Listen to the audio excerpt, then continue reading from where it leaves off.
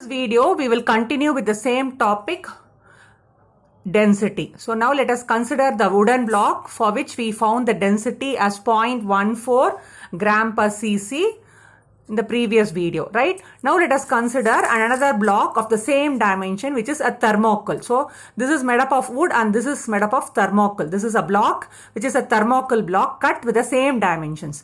Now can you just tell me which one will be more denser?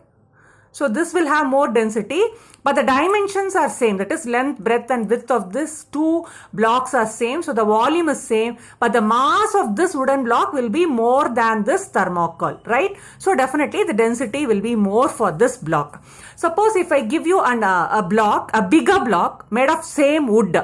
That is, if the dimensions are increased, the length and breadth and width are increased, but the same wood is used for making the block. Then do you think will there be any change in the density? No.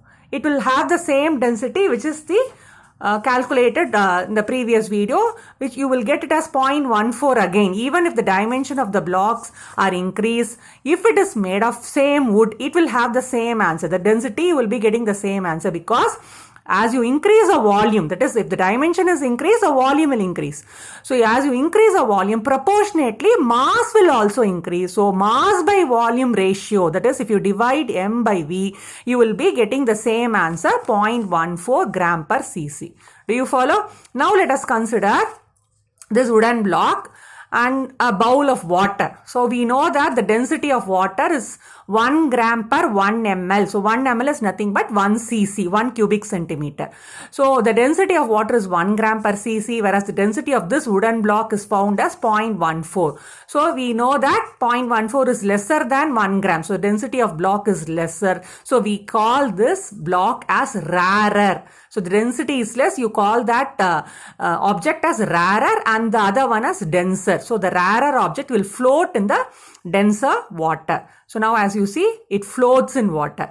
Now if you consider the safety pin made of iron, the density is more. So as I just drop it, though it's very small, it will just sink in the bottom. It is because its density is more than that of water. That is, mass concentrated in that volume is more. So it just sinks in water.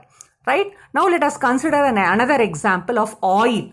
So cooking oil will float in water because the density is very less. So you already know that oil floats in water. Now let us consider castor oil. What is castor oil? Velakannai. We call in Tamil as Velakannai. So that oil, though it seems to be very thicker, we may feel that it will sink in water. That is, density is more. But when you see this number, it is 0.95, right? So it is 0.95 gram per cc, which is density of castor oil, which is definitely lesser than 1 gram. So 1 gram per cc is the density of water, whereas castor oil is 0.95. So which is bigger?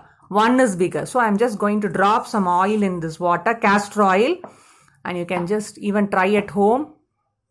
See, I'm just dropping it. It floats in water because though it seems to be thicker, its density is 0.95, which is lesser than 1. So it floats in water. So castor oil floats in water. But there are few oils which have more density than water, which will sink in water also. So just try adding some oil and ink, milk in water and just find out whether they float or sink at home. Right? Thank you.